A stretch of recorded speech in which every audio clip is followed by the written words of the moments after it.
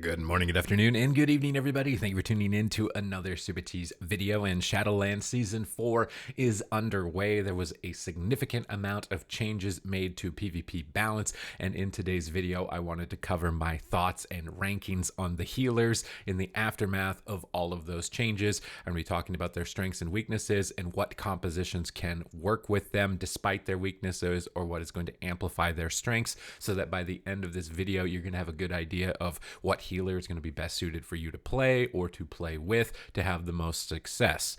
So just starting things off, we've got the Discipline Priest. The Discipline Priest is a highly offensive healer that focuses on doing damage. You're probably going to have the highest sustained damage output of any healer, so if that sounds really appealing to you, that is going to be the go-to. The downsides of it can be its mana retention, as if you're running a Radiance build, you are likely going to expend a lot of mana. I would recommend playing with Hunters, Feral Druids, Rogues, and Fire Mages at the moment, although possibly experimenting and branching into spell cleaves as well, with things like Affliction Warlock and Elemental Shaman getting a lot more traction. Main weaknesses you're going to have is into Death Knights and into these kind of melee cleaves and trying to sustain your healing and not run out of mana through them. I think it's going to be some of your toughest battles, as well as also dealing with the spellcasters and maintaining your mana. But if you want that highly offensive play, it's got a lot of variety in terms of comps. I think it's a super good healer, but obviously with a significant weakness that prevents me from putting it onto the S tier. It's definitely the most fun healer in my opinion personally, because I love focusing on min-maxing damage output and sustaining my teammates through combat. I don't really think you're going to go wrong with it right now in this patch, and I would definitely recommend it.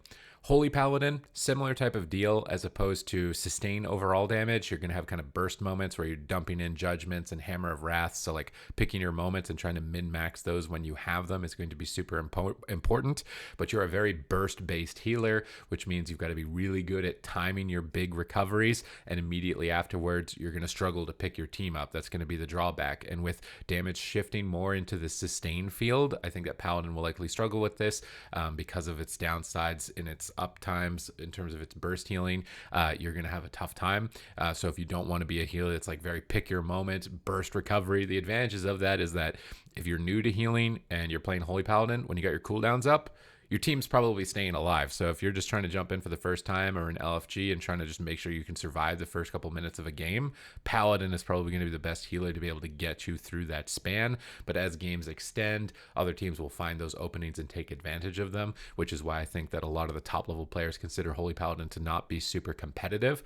So for me, I think it's probably coming in a little bit lower. It's a very good healer in terms of variety for composition. You can really play a lot of things. Would probably recommend the Rogue Fire Mage at the moment, or some type of spell cleave, Elemental Shaman, Demonology Warlock type of deal, but you might feel like you're more second fiddle as you get to the higher ranks comparatively to the other healers, which is why I'm positioning it a little bit lower on the tier list, but I think it's definitely still capable of achieving all of the goals in the game.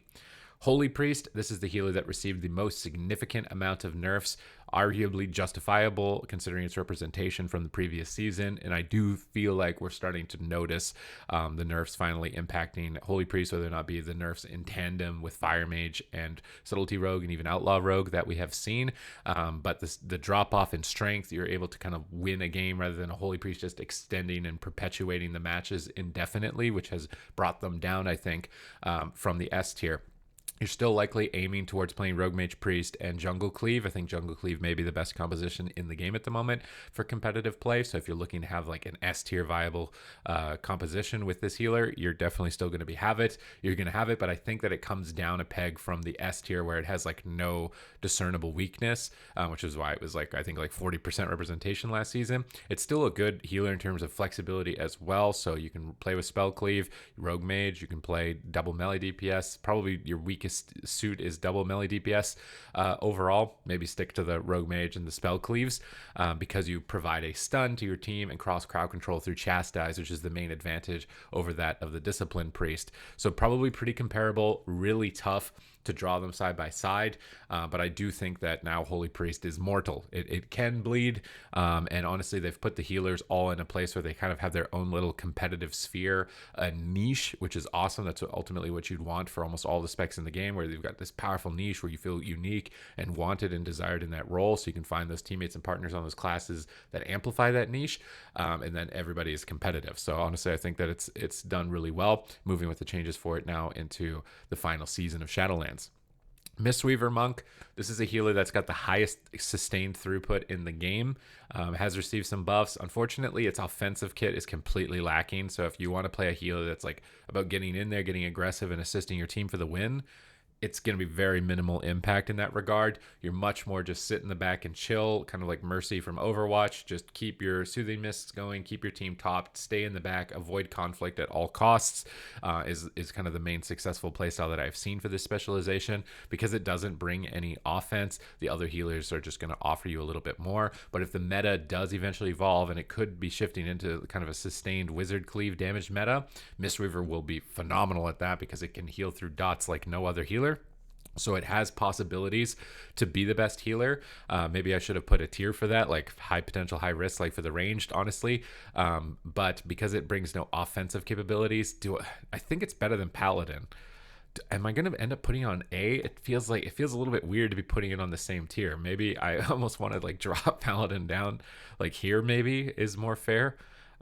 With Mistweaver on B, because I feel like Priest is still probably the strength. It has the reverse strengths and weaknesses. You will never run out of mana. You will never run out of healing, but you bring very minimal CC and you bring zero damage to the game, unlike these healers are going to bring. So maybe it actually is fair. Maybe the bottom of the A tier for Mistweaver at the moment. Resto Druid, this is one that I anticipated to be the most hype because it was like the second most represented healer behind Holy Priest, and with Ret Warrior and with Turbo. We saw it so prevalently, and it's also really flexible. It can put double melee DPS, double caster, probably the most versatile healer. So if you really want a healer for LFG, you're pugging a lot, Resto Druid's going to be really good for that, and it's still going to have the high-end potential. Offensively, you end up playing like a Mistweaver while you have the offensive kit. You can go in for stun clones. You can do a little bit of extra damage by keeping up Moonfire, which does add a little bit of layering in terms of its offensive capabilities over Mistweaver. It ends up being more advantageous to just avoid conflict, stay away, and heal similarly to a Mistweaver. It's kind of a wait and see because Resto Shamans, which we're about to talk about, are likely going to be really powerful, and if like purge rushdown compositions and strategies come out, Resto Druid could start to struggle. But I do think Resto Druid is likely the best healer. Main weakness is that you're going to need to drink a lot, so playing double spell cleave or melee cleave and having your team set up for you to drink is going to be super important. But aside from that, you have amazing single target throughputs. Can be taken advantage of again through purge spam or swapping, so it's probably in my mind like I want to say it's the best of the A tier. I don't want to put it on S tier just yet because I think that it could have some inherent weaknesses with the shift of meta that we're getting. But you can already see that the healers are very comparative to each other. In some matchups, you'll feel like an S tier healer, but in other matchups, you'll feel like a D tier healer, depending on the niche and depending on the classes that you've decided to go with, which is why I'm trying to give these comp recommendations as well, so you can avoid as many situations of feeling like you're in the D tier on these healers. But after this rebalance of classes, I really do think that the healers it's a lot less clear as to who's going to be the best. Resto Shaman's received a buff to its 4-set bonus, so its totems chain heals are healing a lot more. This means that you likely want to be looking at the Tidebringer Honor talent to buff that chain heal even further. It's a significant portion of your healing, another way to get instant healing out. I think Resto Shaman is super effective into these kind of dot compositions with Healing Tide Totem hidden behind pillars and Ascendants to have these kind of immediate AoE recoveries. And then also if it shifts into a meta where Shaman can start purging, leading into Dragonflight with all the stuff they're getting in Dragonflight, Resto Shaman is looking like it could be posting up to have a really good experience. Where do I want to put it right now on the healer list? I feel like its main problem was like its overall throughput through instant healing would kind of like run out, and if you had to cast, you might get overwhelmed. Then you might not have to do that anymore. So for me, it's probably like somewhere in the middle of the A tier. If I split these down on like best to worst, right, it would be Resto Druid, Disc Priest, Shaman, Holy Priest, Mistweaver, Holy Paladin, and there might be some shifting again in certain matchups depending on what comps you're playing. Some of these healers are going to feel phenomenally better than others, which is honestly where you want the classes to be. So just kind of like follow through what their strengths are, try and get those classes onto your team as we've just discussed with all their compositions, and I think you're going to have a lot of success. And I hope that you're able to achieve the goals that you're able to achieve as a result of watching this video. If you like this type of content, make sure you hit the subscribe button. I'm doing my best to be an excellent resource for you to enhance your gameplay and experience, to find exactly what you want and to get it out of World of Warcraft. Other than that, thank you very much for watching the video, and I will catch you in the next one.